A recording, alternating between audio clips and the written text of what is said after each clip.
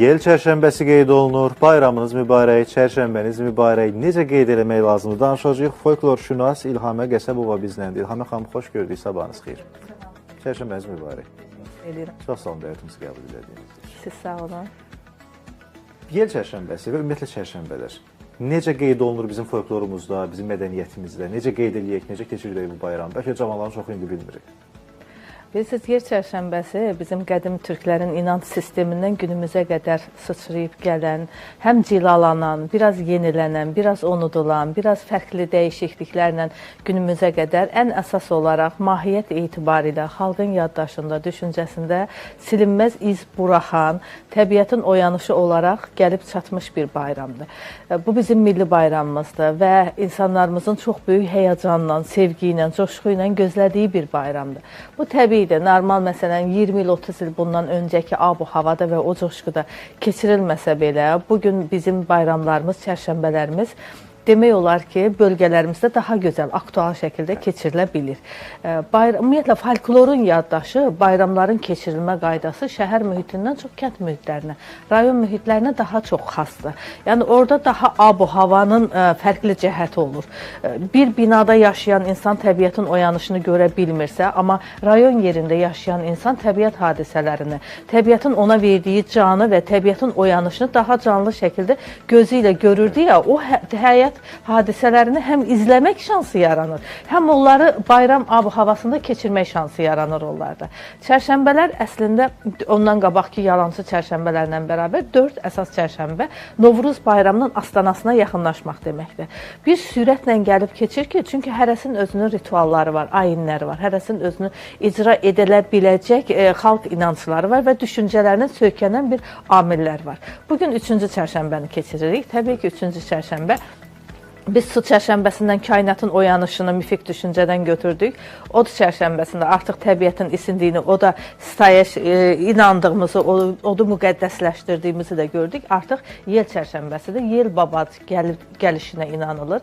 Yel babanın gəlişi ilə torpağı oyadır, həyata istilik verir, nəfəs verir. Artıq təbiətin tam astanası diriliş bayramı, dirçəliş bayramının olduğuna bir işarədir. Amma fikir versək ki, bizim bölgələrdə hətta bu çərşənbəyə fərqli adlarda deyilir. Bu da çox normaldır. Necə fərqli dialektlərdə danışa biliriksə, adət-ənənələrimizi də bölgələrimizə görə fərqli şəkildə yaşatmağı bacarırıq. Və bu çərşənbə Qərb bölgəsində, Qarabağ bölgəsində həm də Ölü çərşənbəsi, Qara çərşənbəsi adı altında keçirilir. Bugün, bəli, xalq əslində biz deyirik ki, təbiət oyanır. Yel gəlir, rüzgar torpağı oyadır. Amma Qərb bölgəsinin inanc sistemində torpaq çərşənbəsidir bugün çərşənbə və torpağın oyanışı bizim doğmalarımızın, əzizlərimizin torpağa verdiyimiz bir gündür deyə bugün bayram şəklində qəbir üstə çıxırlar, əzizlərini də yad eləyirlər və evdə cücərtdikləri səmənilərdən, qoyduqları xonçalardan aparırlar. Bəzi bölgələrdə hətta bugünkü günü ocaq yandırırlar qəbrin üzərində. Bəzi bölgələrimizdə qədim inanclardan yemək belə bişirirdilər qəbrin ətrafında. O da, biz ölüyə heç bir şey verə bilmirik. Amma biz o ətrafda yaşayan insanların, imkanı olmayanların uşaqlarına pay dağıtmış oluruq. Həmin ölünün də ruhu şad olur və bir də gözəl bir ənənədir. Demək, düşünək ki, Novruz bayramı həm də təmizlik, paklıq işidir. Təbiəti də təmizləyirik biz. O məzarlıqda da təmizlik işləri, həm də kollektiv təmizlik işləri baş verir. Və hər kəs o ətrafı təmizləməyə özünə bir borc bilir. Uzaqda yaşayan, məsələn, bugün gedir məxsusi olaraq bölgələrə ki, mən məzar üstə çıxacam, qəbir üstə çıxacam. Bu bizim ailə bağlarının birləşməsi deməkdir. Bu bizim doğmalarımızın, əzizlərimizin yaddan çıxmaması, unudulmaması deməkdir. Və bugün düşünsək ki, biz onların da ruhunu şad etmiş oluruq. Demək ki, kökümüzə, doğmalarımıza, əzizlərimizə bağlı olduğumuzu göstərib, gələcək nəslə hansısa bir ədəb-ərkan buraxmış oluruq. Və bugünkü günü bəzi bölgələrimizdə heç tonqal belə qalamazlar. Ki, tonqal qalamaq olmaz, çünki onların çox da ab-ı havada bayram keçirimlilər. Amma inanca görə hətta bugün mütləq qazan asarlar. Kimin əzizi doğması varsa. İndi təbii ki, bizim Elə bir vəziyyətdə yaşayırıq ki, elə bir ölkədə yaşayırıq ki, biz müharibədən çıxmış ölkəyik. Hər kəs şəhidinin belə adına, yəni bir qazana yemək asanda duz atır onun ruhuna. Tanıdı, tanımadı, bildi, bilmədi. Bu çünki cəm Azərbaycandır. Biz kollektiv mədəniyyəti bacarırıq. Biz həm yas mədəniyyətini, həm toy mədəniyyətini, həm bizim rituallardan, ayinlərdən doğan gələn milli bayram mədəniyyətində yaşamaq hər zaman bacarmışıq.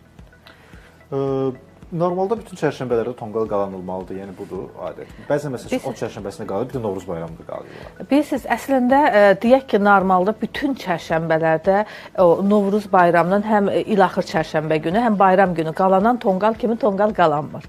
Şərti olaraq simvolik evin giriş yerində elə bir yerdə ki, bir də təhlükəsiz olsun, orada biraz tonqal qalayırlar. Amma etiraf edək ki, biz ilaxır çərşənbənin bundan sonraki növbəti çərşənbədə artıq bütün fallardır, inanclardır, rituallardır, ayinlərdir, bunları icra etmək üçün bir şans yaranır. Həm də tam Novruzun gəlişi, bayramın gəlişi ilaxır çərşənbədə uşaqların da papaq atma mərasimlərinin icra olunması, nənələrimizin və yaxud da qız gəlinlərimizin öz taleyini öncədən bilmək üçün qulaq falına çıxmağı və yaxud da uşaqlara üzük falı, baca-baca payı verilməsi ki, uşaqlar gəlirdilər, gəlməsələr belə qonuda, qonşuda olan uşaqların o payı çıxılır deyirlər. El arasında belə bir söz var ki, o pay həm də bir nüfusdur. Yəni sənin evində bolluq, bərəkətdir və bayram özü də paylaşmaq demək deyə o paydan bir payda qonşunun uşaqlarına verib onun da könlünü xoş edirsiniz. Və bu ümumiyyətlə Novruz bayramı kompleks bayramdır. Demək olar ki, burada həm kişilər, həm qadınlar, həm təbiətin oyanışı, həm bayramın gəlişi, həm uşaqların sevinməyi. Məsələn, qızlar var ki, bayram qabağı onlar gözləyirlər ki, bir elçi gəlsin. Qızlar var ki, bayram qabağı onlara bayram xonçaları gəlir. Mərasimlər icra olunur, xüsusi gözləyirlər ki, bu bayramda ona bir bayramlıq aparsınlar. Bunun özü də böyük bir coşqudur. Hansısa bir oğlanın ürəyində olan sevgini məhz gözləyir ki, Novruz bayramında eləsin. Və yaxud da bundan öncə ailə qurmuş qızlarımızı evlərinə məxsus olaraq bayram günü çağırılır. Biz həm də bu bayramda demək olar ki, ailələrin süfrə başında cəm olmasını da görürük və bunun cəm olması ilə bərabər ailə dəyərlərinin qorunmasıdır. Birlik, bərabərlik və ya odun ocağın yandırılmasıdır.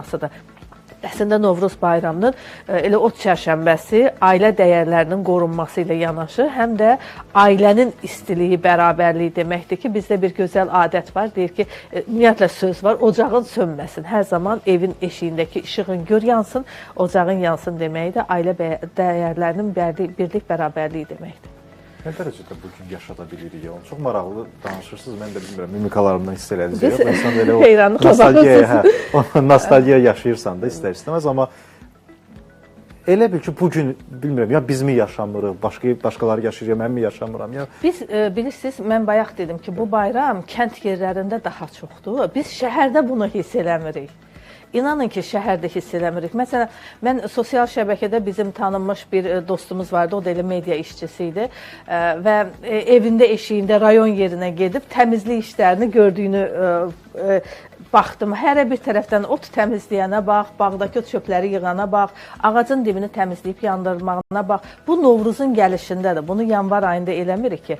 İnanın ki, rayonlarda biz bəlkə şəhərdə bunu görə bilmirik, şəhərdə biz bunu müşahidə eləyə bilmirik.